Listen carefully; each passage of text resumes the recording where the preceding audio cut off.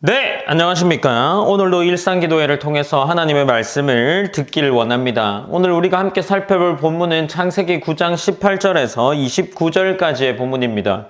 어제 본문에서 하나님께서 노아와 맺은 언약, 그리고 다시는 물로 세상을 심판하지 않으시겠다는 하나님의 약속을 함께 나누었죠. 오늘 본문은 그 언약 직후에 기록된 이야기로 어쩌면 새로운 세상에서 살았던 노아 가족의 이야기를 보여주고 있습니다.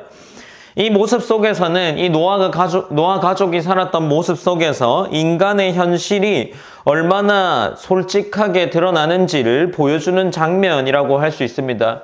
특별히 본문은 하나님께서 죄가 만연했던 세상을 완전히 새롭게 하셨음에도 불구하고 여전히 연약한 인간으로서의 모습들이 등장하고 있습니다.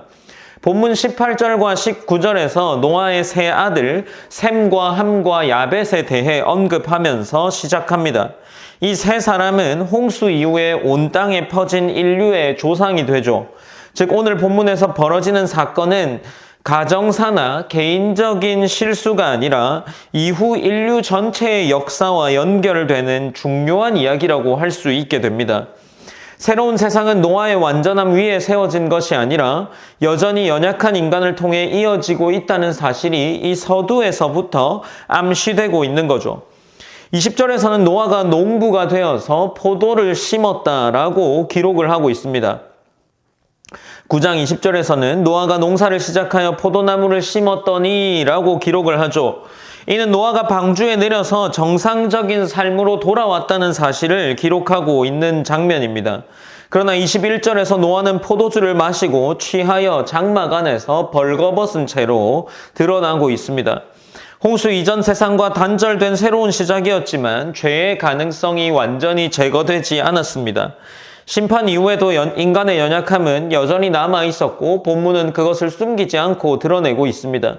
성경은 의인의 실패조차 여전히 보여주고 있는 상태로 기록되어 있죠. 우리가 이 장면이 더 무겁게 다가오는 이유는 앞서 말한 것처럼 이 사건이 죄가 만연했던 옛 세상이 아니라 완전히 의인이었던 노아와 그의 가족만으로 새롭게 시작된 세상에서 벌어졌던 이야기이기 때문입니다. 성경은 홍수 이전의 세상에 대해서 기록할 때 폭력과 타락으로 가득 차 있었고 노아는 그 가운데 의인으로 불렸다라고 기록된 사람이었습니다. 그런데 그 노아와 그의 가족으로 시작된 새로운 세상에서도 인간 안에 있는 죄의 본성은 여전히 강력하게 작동하고 있었던 거죠. 심판이 죄의 환경을 제거할 수 있었지만 인간의 내면까지 새롭게 바꿀 수는 없었습니다. 이는 인간의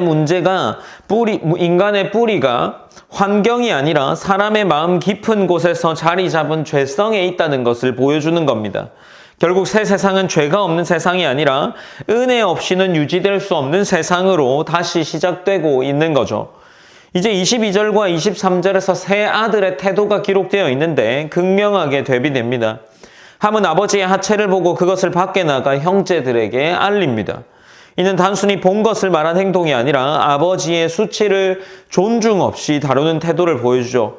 반면 셈과 야벳은 옷을 가지고 뒷걸음질 쳐 들어가 아버지의 하체를 덮고 얼굴을 돌려보지는 않습니다.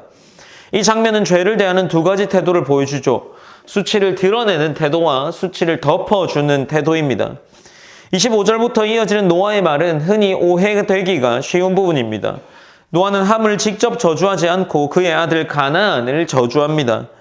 이는 감정적인 분노라는 것보다 이 사건이 이후 세대에게 어떤 방향성을 남기게 될지 예언적으로 말하는 부분이라고 할 수 있습니다.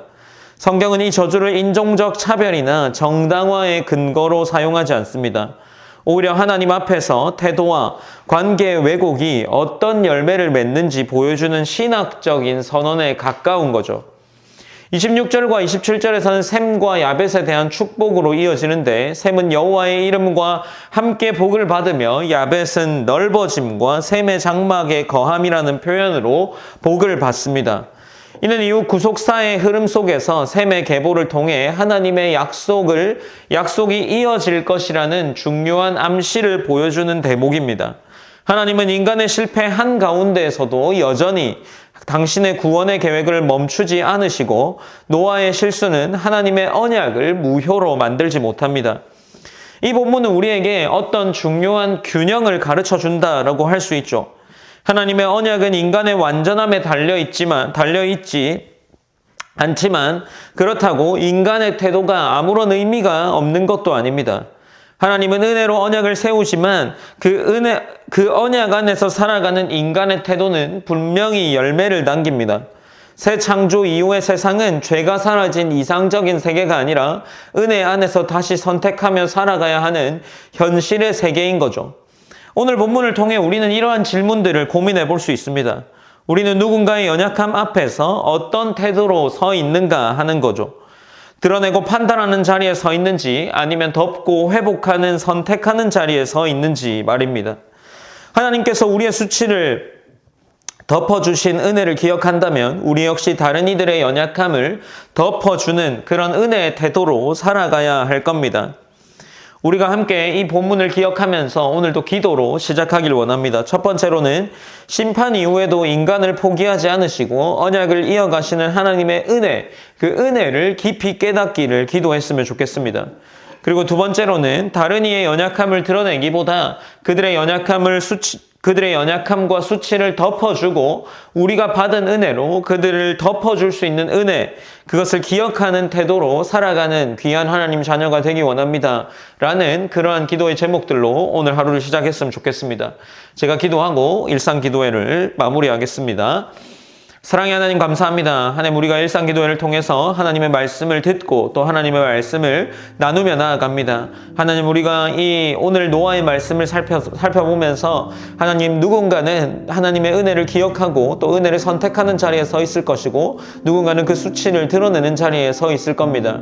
하나님 우리가 그것들을 기억하며 삶을 살아갈 때 하나님의 수치를 드러내고 또 하나님께 받은 은혜를 기억하지 못하는 삶을 사는 것이 아니라 하나님의 은혜를 기억함으로 말미암아 또 누군가를 향한 그 수치와 또 그 누군가를 향한 연약함들을 우리가 덮어주고 또 감싸줄 수 있는 그러한 하나님의 자녀로 성장해 갈 수 있도록 인도하여 주시옵소서. 언제나 모든 영광 하나님께 올려드리며 살아계신 예수님의 이름으로 기도드립니다. 아멘.